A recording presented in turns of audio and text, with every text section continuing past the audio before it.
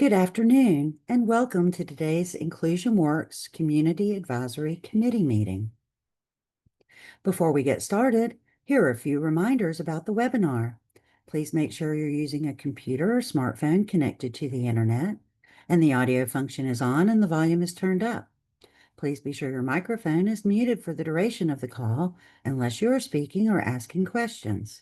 To ask questions, use the Q&A feature located on your control panel, and we will answer as many questions as time allows toward the end of the presentation. American Sign Language interpreters and closed captioning options are available for today's event. The American Sign Language interpreters for today are Danette Steelman-Bridges and Jessica Hollifield. For closed captioning options, select the closed caption feature located on your control panel. To adjust your video layout and screen view, select the view feature located in the top right-hand corner of your screen and choose the view that works best for you. Today's agenda topics include a review of the advisory committee details, an overview of the Inclusion Works strategic plan, and a discussion on employment assessments. This will be followed by information about provider innovation grants and training, and an Inclusion Works data summary. Then we will review training opportunities and resources. There will also be time for questions after the presentation. At this time, I'd like to turn it over to Claire Colligan, IDD Employment Lead for the IDD, TBI, and Olmstead section of the Division of Mental Health, Developmental Disabilities, and Substance Use Services. Thank you so much, Dina. If we can, oh, good, we have the agenda already up. Excellent. So I am so happy to be here today. This meeting has become absolutely one of our favorites, to be able to meet with you all quarterly and share all of the ongoing informational things that have been happening here within the Inclusion Works program, and to also solicit your feedback at all times to keep you as involved in as we go forward and develop this plan. So today our panel is very packed. We've got lots of people here. We could show that slide. We've got, besides myself, we will have Jonna Rice here. She's an outreach program manager from EIPD, but she may have to join us late. So we'll work around that and make sure that everybody gets to hear from Jonna. Catherine Titus is here. She is from WISE. And they are helping us with so many projects here at Inclusion Works, and we're excited to hear from her. Maya Glass is the data quality specialist for DMH CDSUS, and she has already begun to do terrific work. She hasn't been here that long. And last but not least, we have Brianne Tomaszewski, who is from UNC, and she is from Work Together NC, and is going to explain to us some of the great work that they're doing. So on the next slide, I would love to talk a little bit about what's been happening in terms of how this meeting is set up and in terms of the kinds of things that we're going to be doing moving forward. And so on the next slide, I can tell you a little bit about the point of all of this, right? And so I share this every time we meet because I always want to keep us focused on what is the most important things that we're doing for Inclusion Works and how we try to get everybody as much as possible involved in this program and keep getting feedback from people who can guide us. And so this is a forum, right? People with lived experience, 100%, and their family members and providers of services, advocates and large programs that are helping us with formulate all of these things. Each time we meet, we're going to share key updates for you about Inclusion Works. We got a lot of them today, and we want to make sure that we're soliciting and getting your feedback on implementation of how these things work. So next slide. So this meeting is quarterly, as we said before. We are still at an 11 o'clock on Tuesdays. However, we are trying to figure out a way to make sure we can host this meeting after typical work hours from time to time to make sure that everybody who can't attend this at this time period might have an opportunity to get to talk to us at another time, perhaps after work. Or so if you'll see that my email address is on here a few times, and if you are interested in that and would like to help us organize that, please reach out to me. I would love to talk to you and get your feedback about having an after hours community advisory meeting. So far, the meetings that are scheduled, we're not going to have one in December this year, but the meetings that are scheduled for next year for 2026, we will start in January and go straight through till the end of October of 2026. Please make sure that you respond. We send out the calendar invitations. There's lots of reminders as the months go on, and come prepared. We want to hear what people are saying and thinking. It's really important to us. We will also add agenda items. When you reach out to us and tell us what we need to be talking about, we'll definitely add those agenda items. And so on the next slide, this is, as most of you know, this is National Disability Employment Awareness Month. This has been, so far, has been a fantastic a month for us in terms of the work that we've been able to do, the conversations we've been able to have with people. We're really, really excited about on October 10th, we were asked to be present for the Inclusion Works proclamation. And so we got to be there, and the work that we're doing was actually acknowledged by the governor when he spoke about employment for people with disability in North Carolina. Also, to celebrate this month, we were so lucky to have Abound Health and Sherelle Gales from Abound Health, and also Brandon Shannon, who talked about his entrepreneurship and the work he's been doing. They did a lunch and learn for us on October 15th, and the recording is available on the webpage, so you can see that whenever you get a chance. The Inclusion Works webpage is going to have lots and lots of things. It's going to keep going well past the end of October, so that we can really keep you informed about all the things that we're doing. You can just always use that QR code to get on those pages. Next slide. Oh, we get to talk about the strategic plan now. So I was amazed this morning thinking about this. This group last met in July of this year. It feels like a really long time ago. And I think that's partly because we've accomplished so much in that time. The strategic plan was published at the end of August. And this is basically the completion of the beginning of the plan. It does spell out goals and objectives to ensure that anybody who wants to work in CIE in our state, that they get to do it, right? That they get to do that.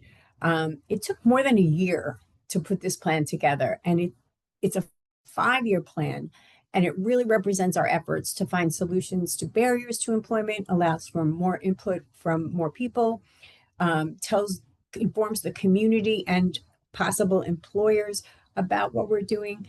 And when we're talking to employers, to make sure they know that this is not a charity thing for them, they're going to get a skilled, talented workforce that they can be with, that can be part of their organization. The other thing I felt like with this plan is it allows for a lot of out-of-the-box thinking and creativity as we also achieve really measurable goals. And, so who contributed to this? Who made this plan? Well, for one thing, we had the great team of Work Together NC, and they have brought their expertise to this project, especially in the completion of a really in-depth landscape assessment, which will be modified as time goes on, as they continue to look at the ever-changing landscape of employment in North Carolina. And as we went forward and the strategic plan began, with, again, the assistance of Work Together NC and their great work, as we went forward, so many of you contributed to this project. And if you look at this list, I'm sorry, we can go to the next page.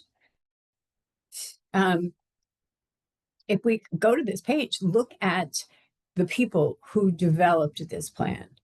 Our advisory committee, and many of you are on our advisory committee, and this is a really huge effort that we put in. This is a working group. We meet every month.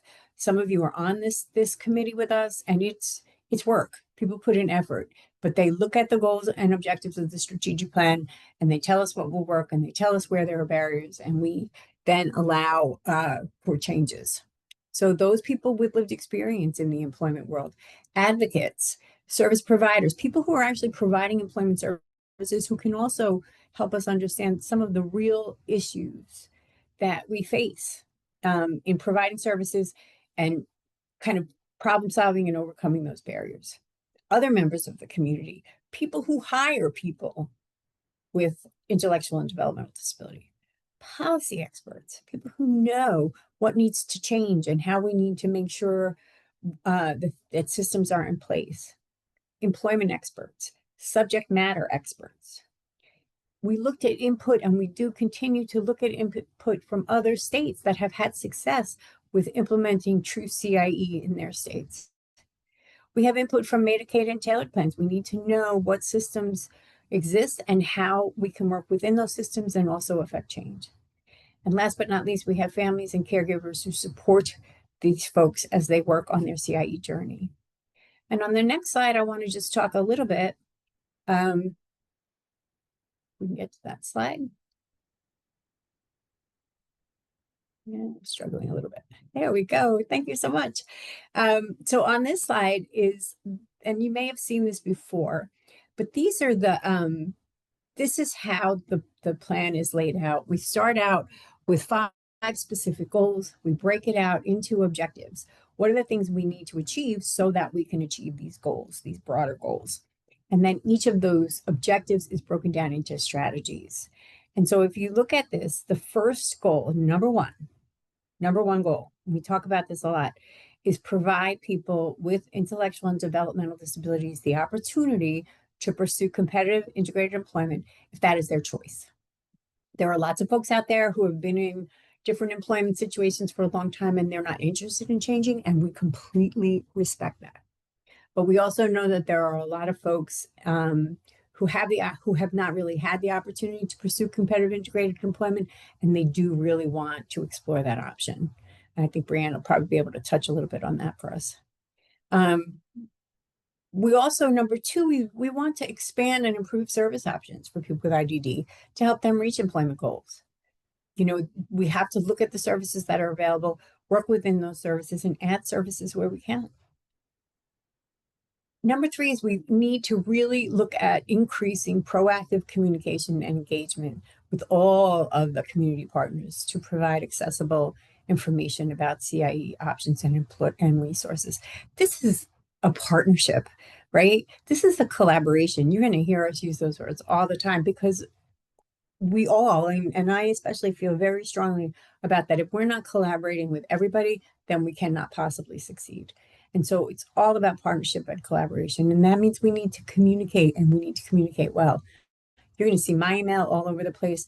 There are other people that you can reach out to as well. And we want to make sure you have the opportunity to do that. Number four is develop the workforce for the employment service professionals to increase staff capabilities and enhance their service delivery. We've got a lot of great people out there who want to do a really good job. We want to make sure they have all of the opportunities to do that. And we also want to bring more people into the employment arena so that more people with disabilities can receive more help. And lastly, we want to promote an increase in employment opportunities. We want to build employer capacity. We want to make sure employers know we're here, know about this talented workforce that's available to them, and then make sure that they have what they need, the tools that they need to make successful jobs. So that's the goals. And on the next slide. And by the way, as we talk about this, so as I said, a lot of you are going to be asked to participate. Some of you we've already spoken, and we've talked about committees and things that you can be on so that we can have small work groups and actually accomplish some of these strategies.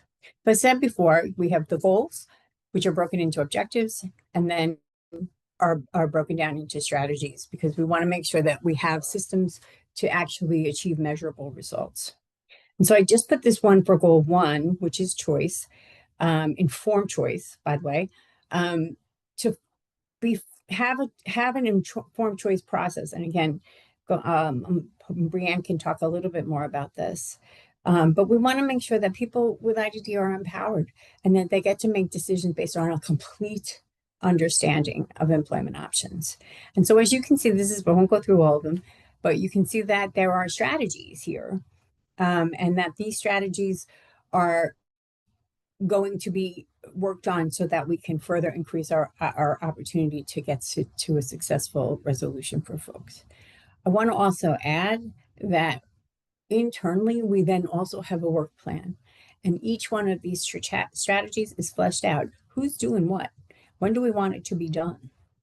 So it's a pretty organized process to get us to achieving our goals. Next slide. And when we talk about informed choice, number one priority, number one goal, informed choice, we want to make sure that we always keep the idea in mind that this is an ongoing process and people get to choose options and they need to have accurate information to do that. So it's not, do you want to work? It's let's talk about what that actually means for you. What do you like to do? What do you feel like you absolutely do not want? What do you not want to do? Some people are like, I do not want to see the public. Don't put me out there. That gives me anxiety. I don't like it. Great. Then we look for other opportunities for you. And that also includes meaningful day, meaningful week. How do people spend their time outside of work? What are people looking for to have the best possible day for them based on their life? Next slide.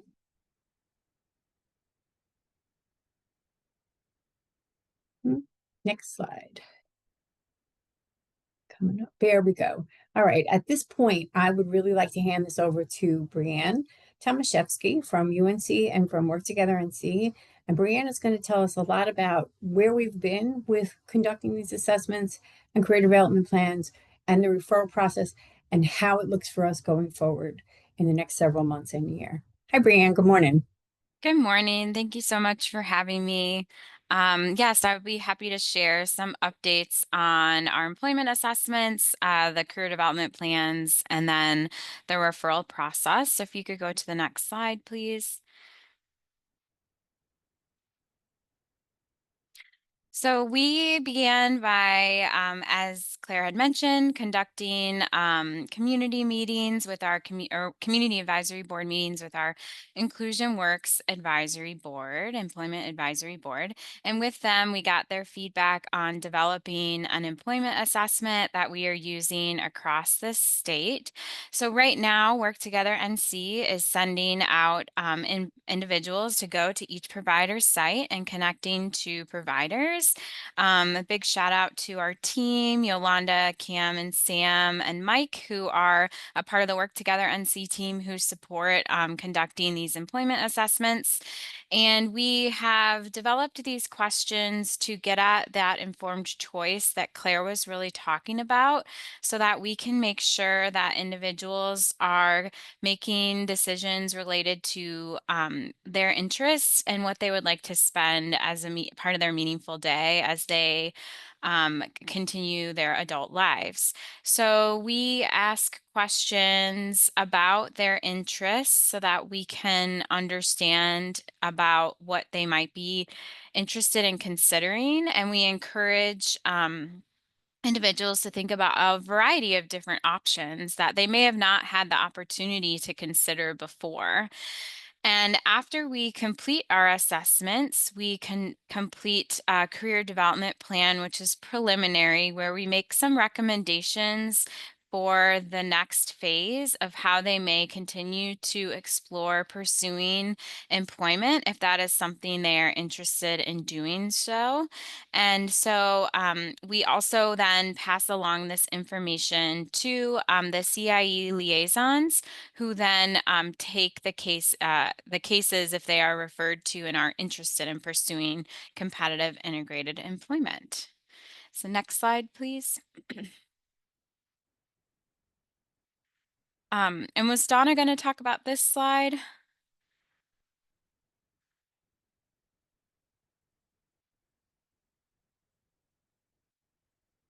Well, I can just share that the EIPD team, once we complete our information, we pass along the information from the assessment and the career development plan to EIPD care managers, as well as the tailored plans CIE coordinators. They have one team that work together to plan out the next steps for the individuals who wish to move from their non-CIE to CIE settings.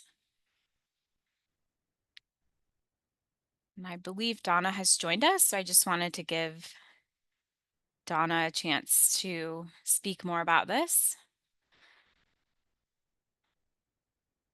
Hello, everyone. Sorry, had some difficult technical issues. Good morning, Yes. Donna. Thanks for getting here. No worries. That technical issues seems to be common with me. I apologize. And so I see that the slide is up on CIE liaisons. So it's my turn, I take it. Donna, whenever you're ready. I know that was a struggle this morning, and I really appreciate all the effort you just put into to get here. So, if you're ready to go, or we can come back to you in a minute, you tell me what's best. No, I'm ready to go. I'm excited to talk about the CIE liaisons and the work that we've been Fantastic. doing since the beginning of the year. This initiative kicked off at the beginning of the year with lots of training and strategies on how we can better serve the members in the non-CIE settings. And I think that we're doing a great job. We've got a great team of CIE coordinators and outreach case managers together. We call ourselves the CIE liaisons. And we're a team of about 23, which includes our boots on the ground CIE coordinators and outreach case managers, as well as our management team and who's helping us steer the boat in the right direction, and our support, admin support. And so moving the slides, can we move the slide to the next one? The process for receiving a CIE liaison referral is working with Work Together NC, who, their boots on the ground out there, going to the various sites, talking to the members who raised their hand and said, yes, I'm interested in employment in the community. And they're doing those assessments. They're conducting those employment assessments, and they're getting information on these individuals, getting them to sign the consents, and then they're handing off those referrals to our CIE liaisons. Right now, we're working with about 53 of those referrals, and 25 of those have actually been distributed throughout the regions, the Eastern region, Central, and Western region. And we're working with the unit offices of EIPD, with the unit managers. We're working with the VR counselors. We're working on those individuals getting into intake to complete their application and get ready for their assessments. And so each week, well, now we're going to twice a week, we meet in triage meetings with our Taylor Plan partners, which it may have been mentioned already. That would be Trillium, Via Health, Partners, and Alliance. And we're working with those referrals. So we're in another phase of this initiative. We're well into implementation. We're well into seeing where we're at in terms of intake applications, which of course will lead to further assessments into the whole job search and job placement. So we're providing information. We're connecting folks with resources in the community as needed. We're staying connected. We are following up. We're doing the hand holding to help keep individuals from falling between the cracks. And we are talking to each other and figuring out, transportation issues. We're figuring out how to get people to appointments. Once they get to the appointments, do they have all the paperwork to move them forward? And so, we're in this phase of moving forward and waiting now for Work Together NC to share more referrals with us. You can go to the next slide. So the team that's formed, we work specifically with those individuals, as I have mentioned, um, and we are providing that additional information so the members at the non-CIE sites can make informed decisions. And then we're working with the VR counselors in the unit offices to, figure out how we can best serve those individuals and keep them in the loop. And so the collaborative team has been great. We've come together, we're sharing information, we're talking to each other, we're figuring out problems and issues, and figuring out how we can help those individuals be successful into getting into the workplace. Can I have the next slide? So the CIE liaison team goal is, as I said earlier, to inform and support, to be that connector, to be that hand holder, to make sure those individuals don't fall between the cracks and accepting whatever their informed decision may be. Those that are excited to continue to go forward, we're going to work with them on an ongoing basis. Those who said, "Oh, I thought I wanted it, but now I think I'm going to stay here, or maybe I'll do it in the future." We're saying, "Okay, you made your informed choice." So, in working closely with the individuals, some that have guardians, some that are in group homes, some that are independently making their own decisions.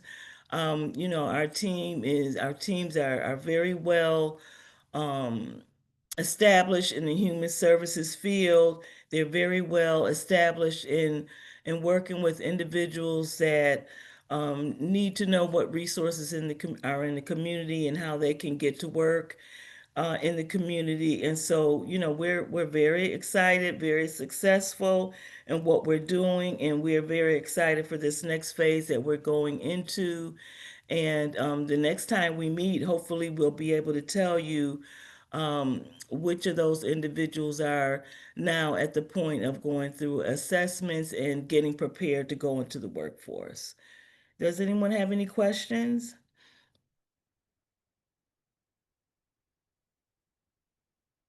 Well, thank you so much, and I apologize for my lateness. And if you have any questions, just feel free to reach out to me anytime, and I'll be more than happy to help you out. Thank you. Thanks, Claire.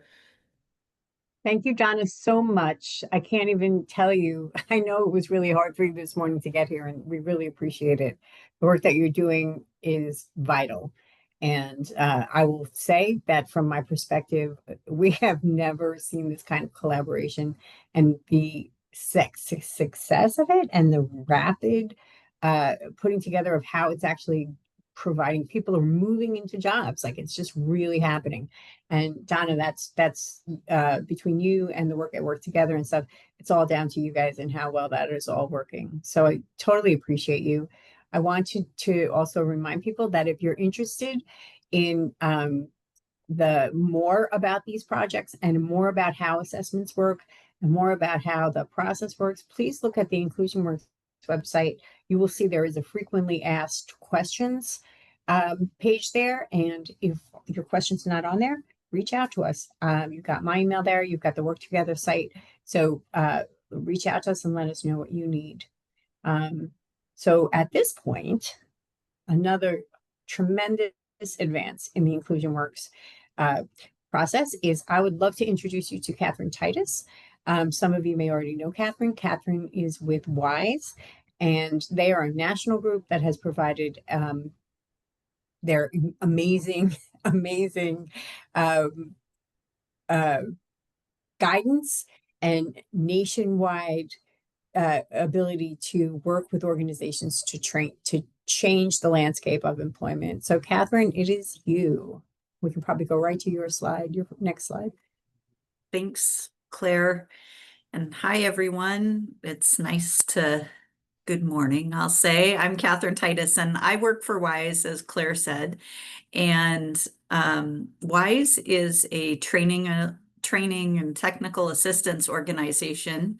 And we have had the opportunity to partner here in beautiful North Carolina, where you all are.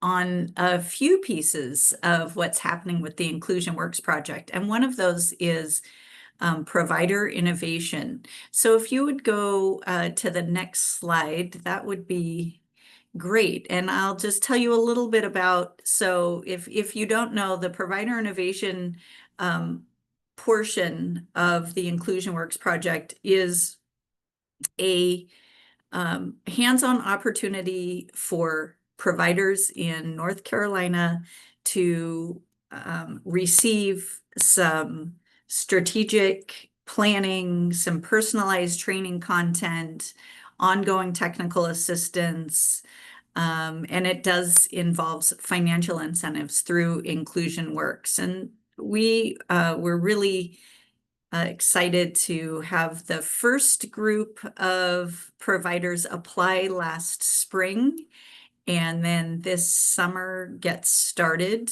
There was a group who went through all of the applications and scored them objectively, and then the first 4 were chosen.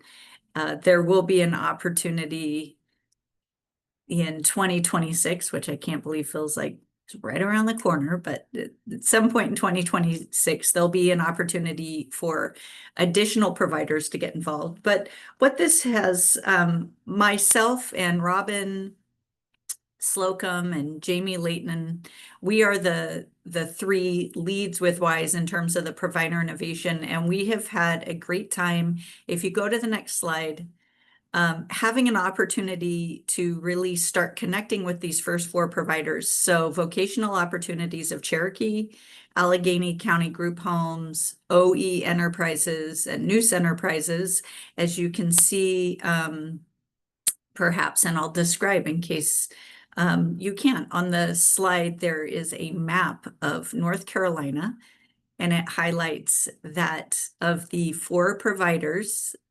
they're really located kind of throughout the state, in different parts of the state, which is exciting because, of course, you live in a state where you've got a lot of rural areas, and then some major metropolitan areas. I live in Washington State, in beautiful Spokane, Washington, and Washington State is much the same. We're a large state with a lot of rural, and thinking about the way that changing the way that work happens and looking at how we expand and elevate opportunities for North Carolinians with intellectual and developmental disabilities to have real work for real pay in the community it's been really cool. And you all, it's working hand in hand, as they say, with the employment assessments that the Inclusion Works team is doing at UNC, and taking into account the landscape survey and the information learned about what's really going to be helpful for these providers to then make the changes they're hoping to make and excited to make around opening up additional opportunities. And Claire, you mentioned there's so much great work happening. And Donna, I think you had also said, so much has happened in the last 6 months to a year, and so much collaboration, and the Provider Innovation Project is just one more piece of that. So in addition to one-on-one support that the providers are receiving from WISE around training and technical assistance to expand CIE opportunities, we also in November will start our first cohort of provider innovation providers. So I think a really powerful piece of this work is knowing that we're not doing it alone in a vacuum. We are doing this work with other people who care about opportunities with and for people with disabilities. So that the cohort of will just add to the work that's already happening in your state in terms of connection and collaboration and learning from one another. to build kind of a stronger web of opportunity. On the next slide, in addition to the provider innovation work that's happening, WISE has the opportunity to provide some additional training and offerings to providers and folks in North Carolina who are looking to learn more. And the Online Academy 100 series is one of those offerings. So this is an ACRE certified core competencies learning around customized employment. And so we're currently just starting in July, which I guess just starting in July, which was now months ago. We moved to a self-paced with a suggested 16-week maximum time frame for folks to go through the online academy, get those core competencies around discovery and planning, learn a bit about the history, the values of individualized, customized employment. Job development and marketing is a portion of this. Systematic instruction and training when you start to look at, once a person has a job, what are tools and techniques to support a person to retain that job. And then in addition, there is a portion of the Online Academy around Social Security benefits, which is an important piece. Claire, you talked a lot about the informed choice, and you know, we all know from the informed choices we're making every day in our lives that informed choice can require sometimes a lot of information in a lot of different ways, and an opportunity to know and try a lot of things to really make a true informed choice. And Social Security and the way that benefits impact or work might impact our Social Security benefits is a key component of how we help people kind of get beyond some of the myths to real information. So we encourage you through Inclusion Works, your wonderful partners there. There is no cost for this training. For those of you that are providers working for agencies, you're excited or wondering about learning a little more, we encourage you to sign up for the Online Academy 100 series. And if you'll go to the next slide, there's a piece here where it talks about networking and mentorship opportunities. So along with the Online Academy 100 series, for those who have completed the series and received their ACRE certification, we're doing a practicum in your state with those folks who are wanting to have some additional support and training around those core competencies. And I think one of the greatest pieces of that practicum so far has been those who joined the practicum that began in July. It will run July through January. We'll start a second one in January for the next group.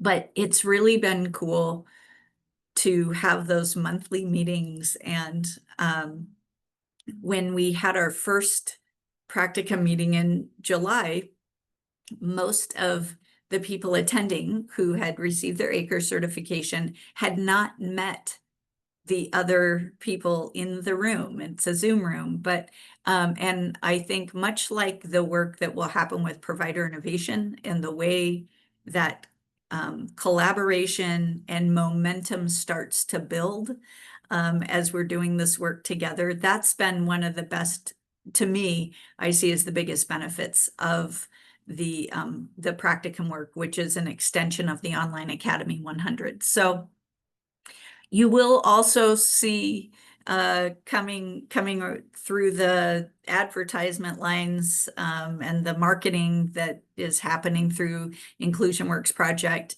We will be doing some work around self-employment for people with disabilities and expanding learning and opportunity and collaboration there.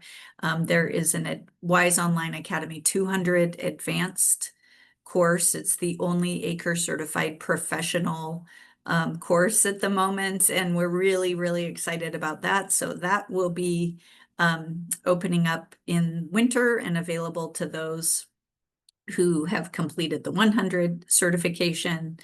And again, I think that all of the work that's happening, the strategic plan and the small pieces that will happen through provider innovation will make large outcomes for people with disabilities, which is, you kind of said at the beginning, Claire, that's what we're here for.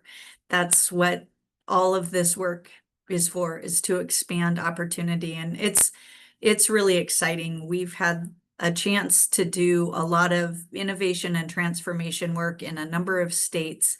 And you all in North Carolina are just really working hard and excited and dedicated and committed to these opportunities. It's been a real gift to me to get a chance to be a small part of it. So thanks for listening to me there. Kind of go on, and I'm available to answer questions at the end. And yeah, now we're going to hear from Maya. Think about data.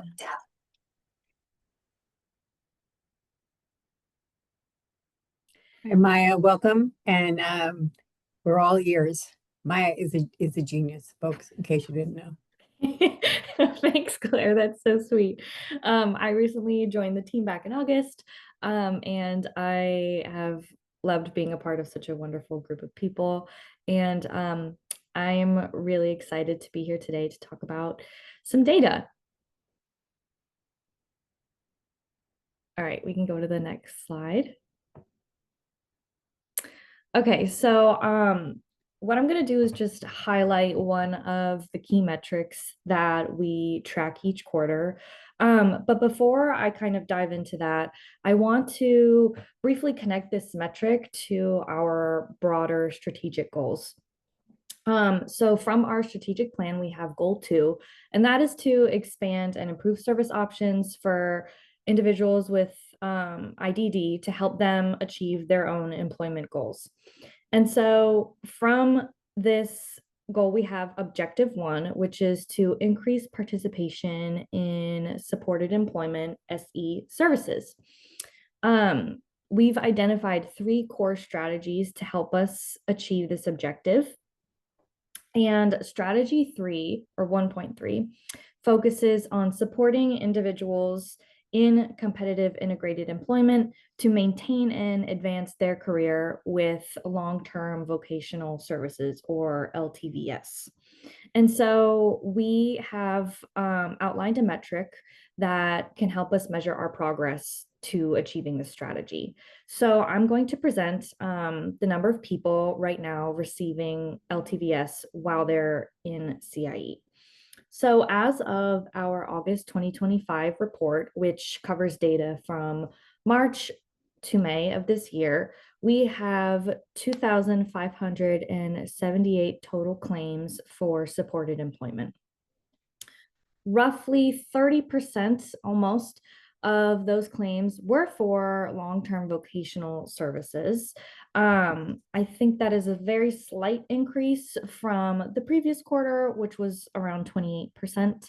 But this is great. It shows that people are looking towards sustaining their CIE, and especially want to highlight 43 people who were in initial SE who transitioned to receiving more long-term services in the past quarter. So this is kind of an indication that they've advanced into sustaining CIE, and they're becoming more established in their jobs as time moves on. We can go to the next slide. We also have a data summary webpage, and this we're going to publish every quarter. So here it is again for our August report. This is basically highlighting some key metrics, presenting it in some data visualizations to show enrollment counts, some trends over time, and just some key data. Oh, my cat wants to share this data with you as well. So we just want to show enrollment counts for different employment services for people with IDD. And we really want to use this data to help inform our process going forward and understand the current landscape across North Carolina to better support individuals in their choice to achieve CIE. So again, this is going to be updated each quarter with the latest data that we get, and you can access it on the webpage that's linked. Thank you. And back to you, Claire. Thank you so much, Maya. As you can see, Maya has a really firm grip on the data that we're taking in. She's working already actively on the our quarterly report, which will give us up until the end of November. Can't say enough about the work that Maya is doing and how it is so directly linked back to the strategic plan, which is what we're going to be talking about all the time. And so moving forward, one of the other ways that we want to use our strategic plan to help educate, inform, and assist across the state. We have some amazing training opportunities currently and also more to come. And so we are actually a member of the Supportive Employment Leadership Network, which is people from all across the state. I'm actually here right now participating in the annual meeting for this. This is a fantastic forum of people who come together and share best practices and learn from each other. And one of the things that we get with being members of this is that there is an e-learning course, which is self-paced and it's virtual and it's free to you. For anybody who's interested in learning more about how to problem solve, how to overcome barriers and become more capable and increase your capacity to help people get more employment opportunities, you can reach out to me and I will help sign you up for the next course. We've got one finishing right now. Several people, at least like 10 people throughout the state are taking this course right now. And so please let me know and I will assist you to sign up for that. Most of you probably already know about APSE. North Carolina's APSE is very vibrant, very involved. They have fantastic courses for people to take, including another kind of certification course that helps you become more informed and more capable of providing services towards employment. So I encourage you to look at their website. I encourage you to look at the training opportunities that they have. And again, if you have any questions, you reach out. They have a link on there to reach out to them for more information. And Catherine mentioned, we have the WISE Online Academy, the 100 series currently going on. There'll be a 200 series. There's a practicum that follows. This is real practical technical assistance to get you to where you want to be, to help people obtain, maintain employment that matters for them, the employment that they want. And so the next slide. And so just your QR codes here, we want to make sure that everybody has the opportunity to stay as involved as you want to. We want more people involved always. So our Lunch and Learns, there's a QR code for that. We just, as I said earlier, we had one in October that was just fantastic to celebrate National Disability Employment Month. Our InclusionWorks website, which we update frequently. Our mailing list, which you will get invited to all of these kinds of presentations, as well as receive our community updates. And Work Together NC has an incredible website. There are toolkits, again, lots of practical tools to help people achieve the things that they want to achieve. So please check out all of those areas and let us know what you need so that we can do more of it. And the next slide. Okay, I think we mentioned this earlier on.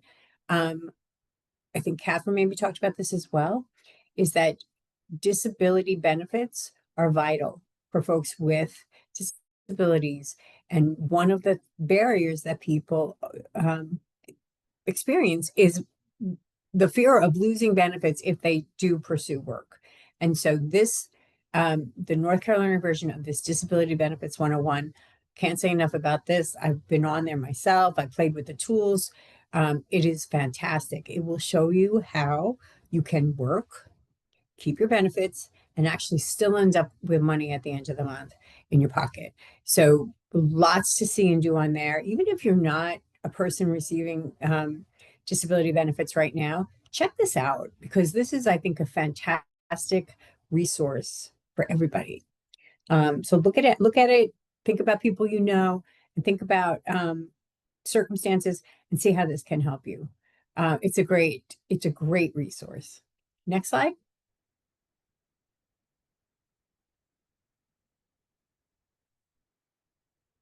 And so we want to always remind people about 1959 services. These are services available.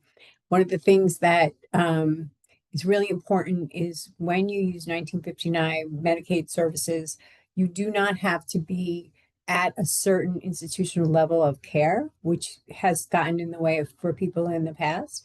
And these are services, by the way, if you're on the innovations waiver, or if you're, sorry, not on the innovations waiver, but if you're on the wait list for it, you can be accessing these services right now. So look at all of this information, and we now have bilingual tools for 1959. So we want to make sure more people have access and know what is available to them as they pursue an employment journey. Next slide.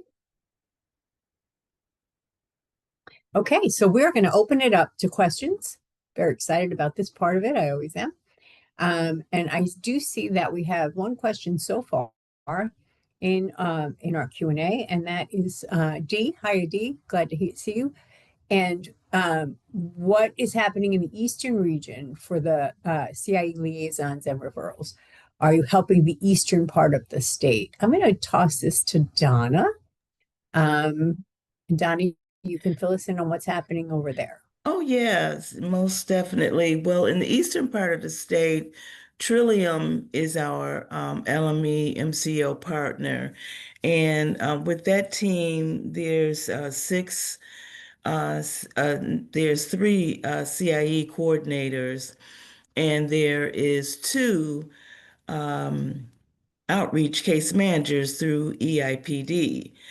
So right now, they have submitted a total of 19 referrals to the non-CIE for non-CIEs in unit offices in that eastern area. So those CIE liaisons are working those referrals. They're connecting with the members. They're reaching out to the unit offices and working with the unit managers to connect with VR counselors. And we have some really unique cases. And so there's a lot of hand holding going on, and they're doing a great job in the Eastern region. Does that answer your question?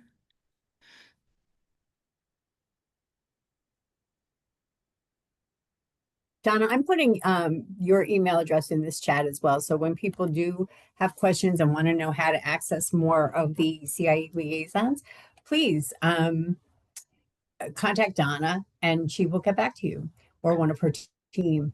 Dee, you have a follow-up question that says if a person was approved for 1959. So I'm not quite sure, Donna, you want to take that one as well? Yes, as a matter of fact, one of our outreach case managers, she worked diligently in getting one of the members enrolled in the 1915I.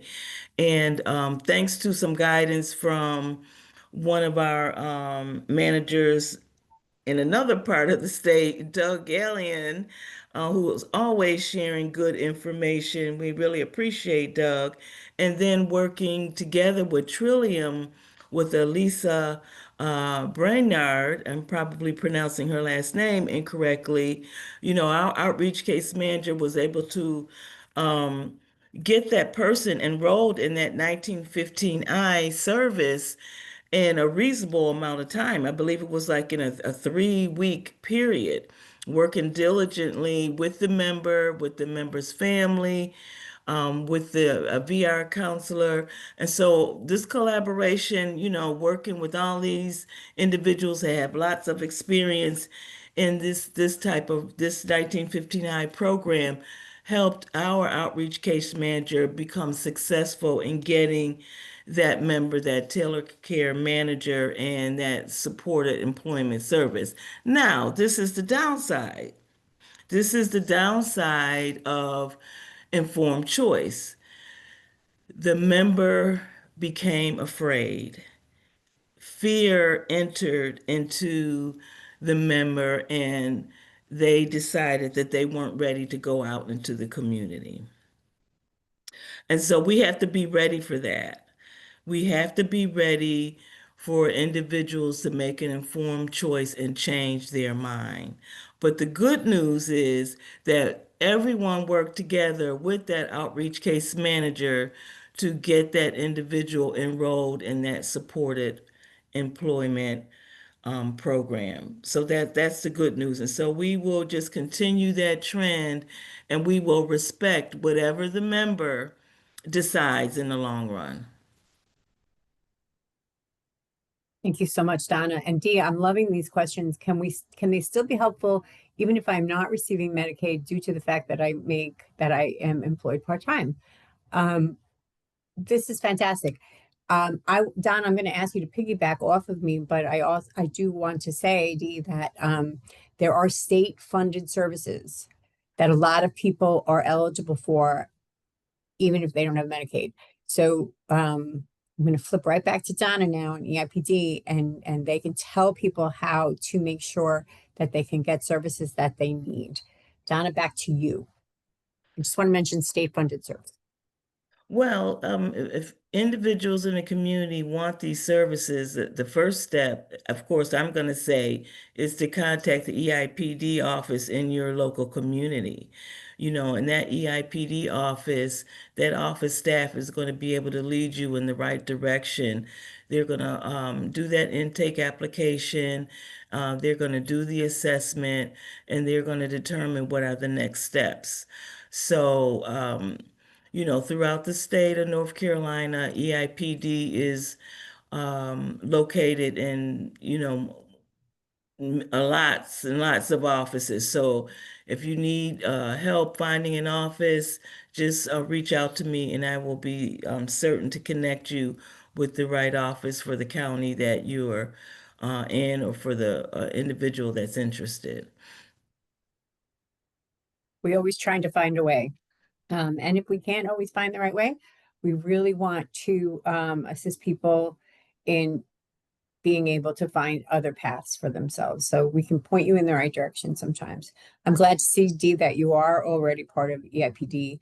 And probably if you want to talk to Donna offline, that I think would be super helpful as well for you. But I can't thank you enough for posing these questions for us. We have a couple of minutes left. Is there any other person who would like to ask a question?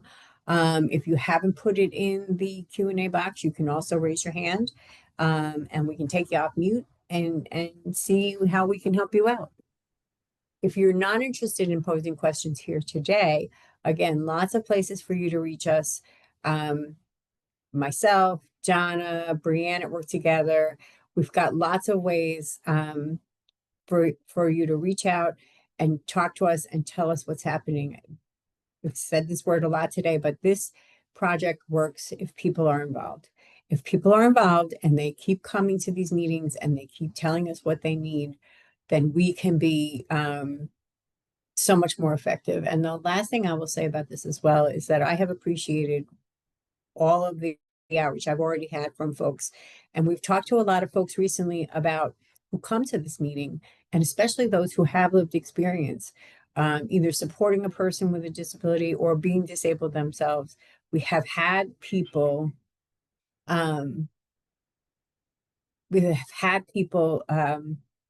that we have spoken to, and now those people are going to be part of the working group advisory committee, the monthly group. And that, again, that's something that if we have people on that who actually have lived experience and can tell us, listen, here's going to be a barrier to what you're trying to do, we need to solve that. That's what this is all about. It is partnership. So I've said that a lot, and I think we probably are at a place where we can wrap it up for the day. And so thank you all again for attending, and I'm going to hand it right back to you, Dina Reynolds. Thank you, Claire. The recording and presentation slides for today's event will be posted on the Inclusion Works website. The link is included in the chat. There will be a brief survey following today's webinar, and we'd appreciate your time completing it. The next Inclusion Works Community Advisory Committee meeting will be Tuesday, January 20th at 11 a.m., and we hope to see you then. This concludes our webinar for today. Thank you for attending.